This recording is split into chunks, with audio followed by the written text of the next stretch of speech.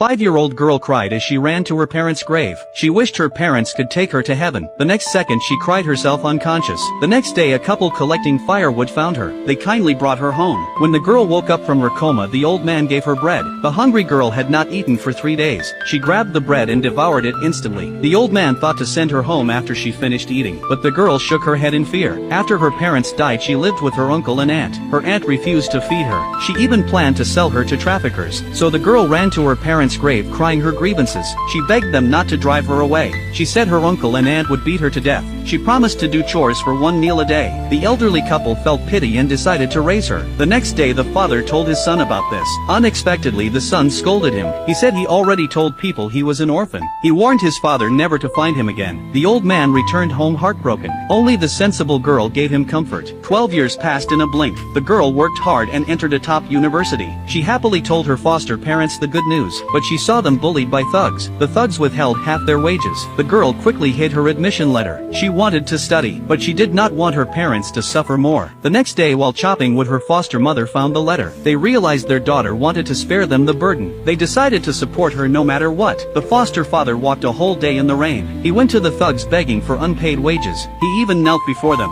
Moved by his sacrifice for a found daughter, the thug gave him money. The father returned happily with the money, but he slipped on the road and fell off a cliff. The girl saw her father injured for her sake. She decided not to study, but the father insisted. He said even his real son disowned him. He only wished his daughter could live with dignity. The girl swore to give her foster parents a good life. News of her admission spread through the village. Villagers came to congratulate. The village chief even gave them money. With everyone's help, the girl pursued her studies. Years later she became a top scientist. She invented world-leading technology chips. Because of her work she had not contacted home. Now the chip was done. She could visit her parents. She planned to rebuild the village. Her foster parents soon received 1 million demolition money. Just then their unfilial son returned with his wife and mother-in-law. The old couple thought their son finally accepted them, but he came for money. The father served tea to his daughter-in-law and in-laws, but they showed disdain. The mother-in-law asked for money to buy a house, though they had never seen their grandson. The couple gave them the money anyway. The daughter-in-law grabbed the card. She checked the balance. She found only $500,000. She demanded where the other half went. The son accused his parents of lying. The parents explained half was saved for their daughter. The daughter-in-law was furious. She said a found child did not deserve equal money.